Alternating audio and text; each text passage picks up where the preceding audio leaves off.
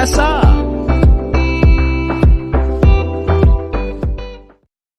Well, welcome to the Just As Planned TV and podcast show, where we bring wedding experts right to your home, or to your car, or to your jog outside, or your gym, or wherever you're listening to this to provide you with insider tips and knowledge to help you make your special day go just as planned.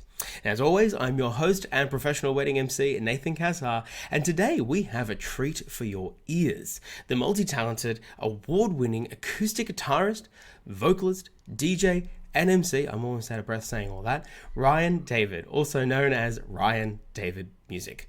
Now, with over 5 years of experience and soon to hit 200 weddings, I'm going to say that again, 200 weddings under his belt, Ryan has certainly become a sought-after performer, with numerous awards to his name, including the #1 spot in the Canberra Wedding Industry Awards for 2021 and 2022. No small feat there. And if you've seen him perform, if you're lucky enough, you might have even done a double take. Yes, he is that good, but no, he's not Ed Sheeran. Now today we'll be diving into all things music with Ryan, from how to pick the right vendors to simplifying your music planning process. Ryan will be sharing his expert insights on why having a professional MC can make your wedding day even better. I certainly agree, as well as the benefits of live music versus a DJ and the pros and cons of having no DJ at all. So whether you're a bride-to-be searching for the perfect musical entertainment for your big day, or just a music lover looking for tips and tricks to make your next event unforgettable, you won't want to miss this episode. Get ready to be inspired by the one and only Ryan David. Ryan, hello. Hello, Nathan. Thank you for having me. I'm very excited to be here. Yeah, absolutely. It's fantastic. One of the best intros I think I've ever had. Oh, really? You know, it's funny. I think every episode so far, my guests have said so. And I for me, like, I've been writing intros for years, either I'm in writing or I've been doing them just in person, improvisationally. When I was on cruise ships, we would literally give in like 5-10 minutes to meet the performer backstage, and we'd say, "Oh, what are your top 3 things?" And he'd be like, "Oh, you know, I'm the funniest comedian according to my mum. You know, won this award and whatever else." And that was it. The way you had to go. So I just find it fun to, like, because it always brings a smile to someone's face when they, you know, having their achievements put back at them. And 200 weddings, mate. When are you going to be hitting that milestone? Yeah, so I actually hit that milestone last weekend on Saturday. Oh, congratulations. Thank you very much. Pretty cool milestone to achieve, I think. I didn't think I'd ever get there. And it was doubly special because I got to my 200th wedding was a friend who I've known for the last 15 or so years. And I reckon she has had me booked in for her wedding for the last 10 years, pending meeting someone and pending him finally proposing. So they finally got there, we got there, and it was just super special all around. Oh, that's fantastic. That's so really, that's a big part of what we do. Obviously, of course, you know, out of those 200 here, how many can you probably count on your hand, maybe plus one hand, two hand, the amount of people you've done it for, friends, family, you know, very special people in your life. And of course, we do so many for people who we count as special in our lives. Certainly, I know I speak for the both of us when we say that we love our couples and brides and grooms and everyone that we were a part of. But certainly, you know, it is really, really special when you get to do it for those people who have been a big part of your life, but well before the day. Yeah, it sure is. I mean, it's very, as you said, it's very special being able to be part of a special day for someone you love, someone you know that has been in your life for a while. But that's the thing. I feel like out of those 200 weddings I've done, I've been able to form relationships with each of my couples before the big day. I love meeting couples to get to know them, let them get to know me, and then it becomes special in itself. You know, I might not have known them for 10 years, but we've shared a meal or shared a drink. I've learned how they got together, their love story, and then that becomes even more special for me. I think all couples are definitely special, no matter how long I've known them. Yeah, absolutely. And I'm certain that you've had this many times, right? Like, people come up to you, guests of the family and everyone else, and they say, "Oh, you know, so how long have you known them? You know, so you're a friend of them. We haven't heard of you before." And you're like, I mean, I'm friendly towards them, but they paid my invoice, and here I am. Yeah, it's you get that question literally every wedding. How long have you known the couple? Sometimes it's 6 months, a year, sometimes a few months. But yeah, I think it's an amazing privilege we have to be part of such an intimate, special part of these people's lives, right? Of a couple's journey and life together, that we get to meet them, and then if they like us and we like them, you know, be part of a team that creates beautiful, special moments for them, and hopefully one of the best days of their lives. Absolutely. And before I get on to how, like, exactly how to make that possible, I must ask you, how many times have you been mistaken for Ed Sheeran in your life? I'd say 9.9 out of 10 weddings, gigs, events, at least someone references Ed Sheeran.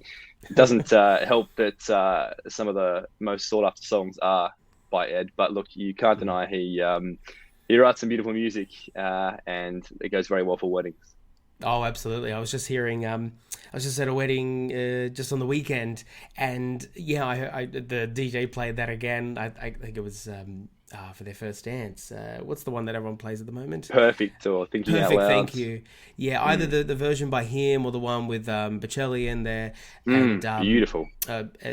yeah, and it's like, you know, either way, it's like, how many times, like, how long is this going to last? Not that it's a bad song, I agree with you, but it's funny, like, the trends, right? The fact that as time goes on, you know, I'm sure when our parents got married, there were certain songs that were overplayed to the hilt as well. But there is a good reason why these are popular songs, because they are beautiful, they do resonate.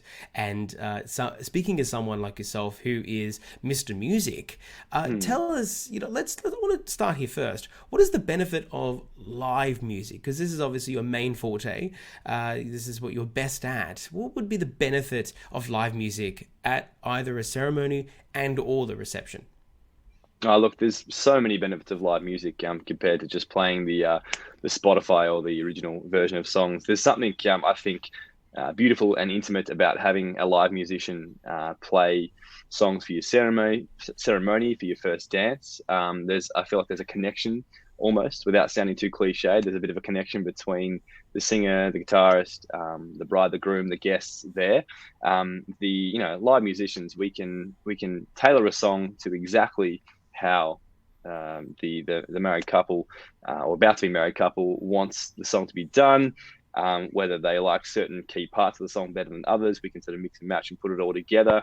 The other great thing about having a live musician as the bride or the groom is walking down the aisle is that we can keep in the moment a watch on how the walk's going, how the bridesmaids are going, how the everyone is tracking, and so we can repeat certain parts, fill in bits, bit of a solo, bit of a vocal loop somewhere, so that we can make sure that the bride or the groom gets to the aisle or the front at the exact key moment that they want. Which I feel like is a lot harder to do when you're just playing with a Spotify version of the song. You're not wrong. That is definitely a quite the how do you say, the flexibility and adaptability that you just don't have from, you know, a set song that goes forever. I've heard many times when working with people like yourself who, when they're perhaps the moment needs just that sort of light acoustic vamp in the background, where perhaps it's the raw instrumental, it's no lyrics, that people know what the song is, and just that sort of lull that carries on and helps people to feel that the moment is full as opposed to dead noise. Yeah, it's compared to, oh, okay, I gotta find an instrumental version, I gotta find the playlist, I gotta go find all these different tracks, whereas it's just, yep, you're just going to keep playing that little riff and keeping that moment alive as much as possible. It definitely is an adaptability on your part that you have an advantage of.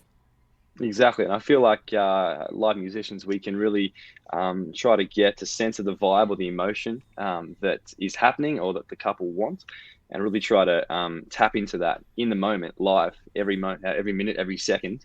And as you said, filling some of that background with some hopefully beautiful white noise as opposed to just silence or other sorts of noise, to really create beautiful moments for our couples. So I see a lot of couples these days picking acoustic music for ceremony, and that seems like a bit of a no-brainer. But in terms of the reception, it's a bit 50-50. And I don't mean necessarily live bands, although I'd love to talk about live bands at some point with you throughout today's episode as well. But in terms of, like, for instance, dinner music, that totally makes sense again. So we're getting to this point where we've got all the way up to past the speeches, the formalities, perhaps some games and whatever else has happened. Get past the cake cutting, and then all of a sudden we're at the formality dances just before we kick into the open dance floor. So at this point, I find a lot of couples struggle to make that choice between, do we continue to get our acoustic singer to play, or do we rely on, say, if they're only using a Spotify, or perhaps in your case as a DJ, you're using a full deck. What is your best advice in this point? Is it just mainly what they feel, or is there really something, a combination of that really works well to keep the crowd, really entertained overall? Yeah, look, I think at the end of the day, like anything, it's exactly what the couple wants, their preference. I always love to give my couples an option, whether they would like me to play live acoustic for their first dance or father-daughter dance, or whether they like the original song. Similar sort of decision-making process to the ceremony. I think the most important thing is looking at how they want to transition between those formal dances, the first dance, father-daughter, mother-son dances, and then into the dance floor. And I think that's where live musicians, again, can really help to make that transition organic, nice and smooth. You can transition from nice, slow, gentle first dance, father-daughter dance songs. And then, the live musician can be, again, vibing what's happening on the dance floor. Are couples still slow dancing, or they wanted to boogie a bit more? You can bump it up and play another live song, or quickly, in my case, quickly run around to the decks, jump on, and throw on a banger to start the dance floor. Yeah, and I wanted to talk about that next, because obviously the other choices, they say, right, we wanted all this beautiful resonance of acoustic, live vocals, like all that made sense for all the way up to the open dance floor part. And they're like, no, we now want a party. And the best way to make we feel as though is to get that banger to start off the party. So tell us, I want to dive into the benefits of a DJ now as opposed to live music. Absolutely. So I guess when you hit that moment where we're going from ceremony into reception, into formalities, into some beautiful dancing, now we want to party. That's where a DJ can come in and really set that tone, keep the dance floor off, get it pumping straight away. And I think having a DJ who has experience, first of all, who knows what the couple is after, and importantly can read a room, can read what the guests are vibing to, what they like, what they don't like. That is key to a successful, fun dance floor. Someone who can get the party started and then keep that going. And through the ups and downs, and as people are dancing, drinking, coming back on, someone who can really keep those key songs going, see what the people want to dance to, see what they don't want to dance to, and then keep that party going for as long as we have for that allocated time. And I think again, lots and lots of factors that go into a quote unquote successful dance floor. I think when I approach DJing with my couples, I love to, when I meet them, chat to them and get as much information about what they do like, what they don't like, what their guests do and don't want to hear. If there are any songs they definitely don't want to hear, if there are any blacklisted songs, a lot of controversial songs out there that get or do and don't get played at weddings. And then sort of get a feel and a vibe for what they want to hear, and go from there, as well as if there are any guests who are blacklisted from making requests, or whether it's just a free reign for the night. Yeah, you make it sound so easy. And definitely, when I have that conversation come up, I usually am at the very tail end in terms of, getting that final run sheet together, getting all those other key informations in part. But a lot of the time, music choices pretty much are the last things done. And I mean, it in some way it makes sense. It's so it is generally easy to be able to leave it to, say, for instance, the Wednesday or Thursday before your Saturday wedding. It's really not that consequential, particularly perhaps not the ceremony music, but definitely the reception music can be left to that if you need to. But some people, have left it for there, they've said, because, it's just so hard to pick. I see Facebook groups all the time talking about, this is just so hard to do. And I sympathize with that. But certainly there's got to be a simple way. And you reckon there is? Well, I mean, there are, it can seem like it is quite complicated, and I get that it's quite an overwhelming thing. And as you said, definitely a lot of the times it's one of the last things that couples like to tick off their list. But it can be as simple as, what do you like? What do you not like? Have you heard any songs at weddings that have gone well? Songs at weddings that haven't gone well? Otherwise, if the couple doesn't have any preferences, that's when you leave it up to a professional like myself or other DJs out there, where we've played many weddings. We've seen in general what works, what doesn't work, but also that key point that I mentioned before, being able to read a room and see in the moment what's hitting, what's not hitting, what's working, what's not working. And again, without sounding too cliched, you're in the moment, you're going on a journey with everyone on the dance floor. You're literally song by song, what's working, looking, vibing, exchanging energy and emotion to make sure everyone's liking it. So I think a lot of couples can overthink or over worry about selection of songs to the dance floor. But at the end of the day, if you don't have any preferences, then yeah, you leave it to a professional, and you let your guests as well come up and give requests and yell some songs they want to hear in my ear for me to vet and make sure they're not any terrible songs. And then we go from there. There's been so many weddings where someone who is probably drunk comes up and yells a song over the decks at me to play. I check it out, and it's definitely not a song that's gonna keep the dance floor going. So you let us deal with those tough decisions and roll from there. Yeah, that's perfect. And definitely leaning, I've said this probably, I dare say, a number of the episodes so far, and I've said it to many other professionals as well in my time, that it's all about leveraging the experience and professionalism that you've welcomed into this space. You know, I find that I had a couple of brides in my time, and grooms too, who were very specific about the music choices they want. I'm talking to the point where they've curated literally to the dot the songs that they wanted, and every song had to be played, etc., etc. And whilst I respect that, you know, you've spent that time and that energy in order to find the right vibe that you really want for your day, of course, always your day. The problem I found was in those moments, it put the DJ in quite the situation. Because, for instance, the moment that like one song perhaps needed to be played in order to transition, or he was running out of songs pretty quickly or something like that, so something else was played, there was almost this sort of like satellite like pricking up the ears going, that's not my song. And that really, I found that ruined their night, because they had this expectation, this of over expectation, that those songs was just the only songs that could be played. And then perhaps some of the less experienced ones I've worked with, where they did take a request that was not well thought through, then all of a sudden the bride's like, hang on, that's not on my list, And so I've always stressed, and perhaps I'm sure you would agree with me in this, that it's a lot easier to have that do not play list. And essentially then from there, so you know, okay, that's the band list, that's not playing, full stop, that's a hard stop. Oh, you requested it? Don't care. That's not what they want. And then just give them a genre check. You know, do you want your wedding to be R&B heavy? Do you want your night to be metal heavy? I've had a couple of those weddings. They're great.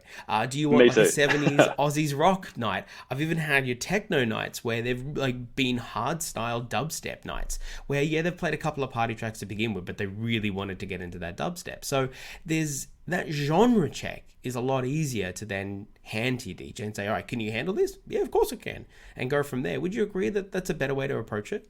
I 100% agree with you. Absolutely. The main thing is to, rule out what you don't want to hear. Let's create that blacklist over there. Don't want to hear those. Not at all. If someone requests it, you got to go via the bride of the groom if you want to hear it. But otherwise, no. From there, we have our parameters. And as you said, let's talk about genres. Do you like this genre? Do you not like this genre? How do you feel about 70s, 80s, 90s, R&B, 2000s, country, pub classics? All those sorts of things. And then we can, hone in on what you definitely do and definitely don't want to hear. And then I know also the parameters of which requests I'm going to be taking and which ones I won't be. So, I completely agree. And I think, again, this is why, getting someone who's with experience with weddings can make the dance floor or make the entire wedding, a lot better. Yeah, absolutely. Switching tracks just for a second. but in line with what we're talking about here in terms of keeping on top of everything that's happening throughout the night and keeping that vibe alive. One of the fourth feather in your cap, must be a very, very busy cap, is being a professional MC like myself.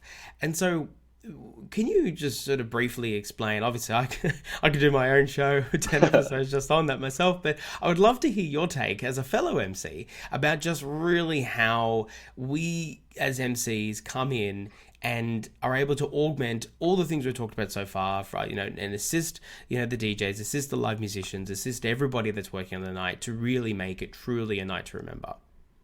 Yeah, absolutely. And I think MCs are almost the center point between all the different vendors who are working together as a team to create the wedding. And the MCs are crucial in creating a run sheet and liaising with the venue, the other vendors, and the couples, both before the wedding and then during the wedding, to just make sure everything is running smoothly, and to really take the hard work both before the wedding and during, especially to take that hard work and that worry and that stress away from the couple, so they know that whether it's Nathan, whether it's Ryan, they know what they're doing.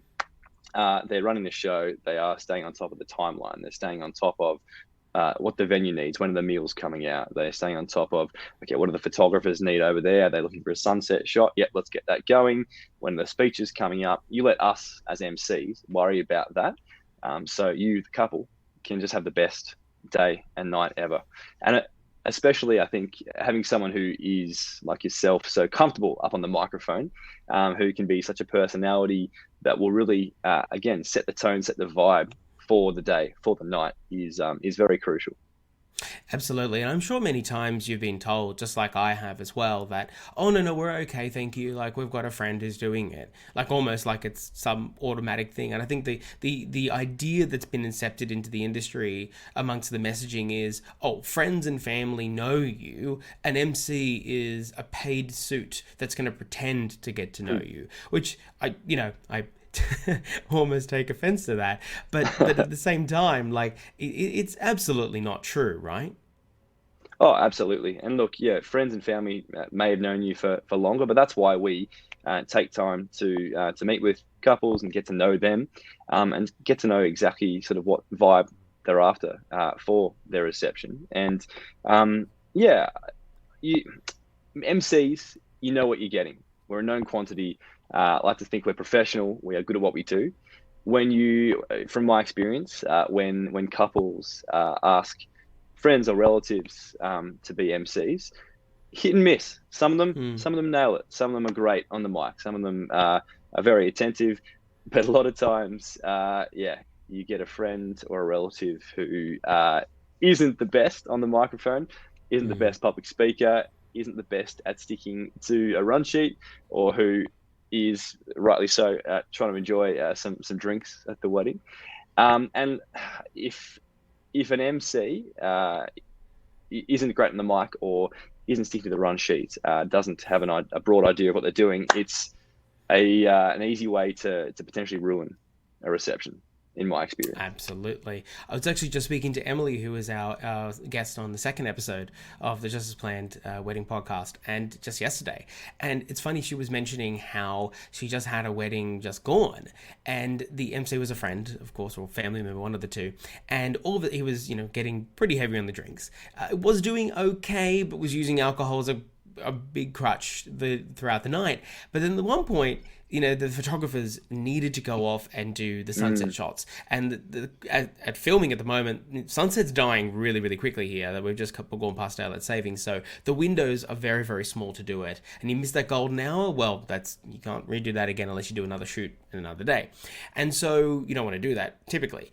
And so, but the MC, quote unquote, was like, I'm just going to throw in another speech now. And she's like, no, you can't do that. Like, I got to make the choice. Like, they've got to go off. The bride and groom are not going to be here. If you make the speech happen now, like, they're going to be off. It's going to be a bit awkward, and the venue's not going to be happy either.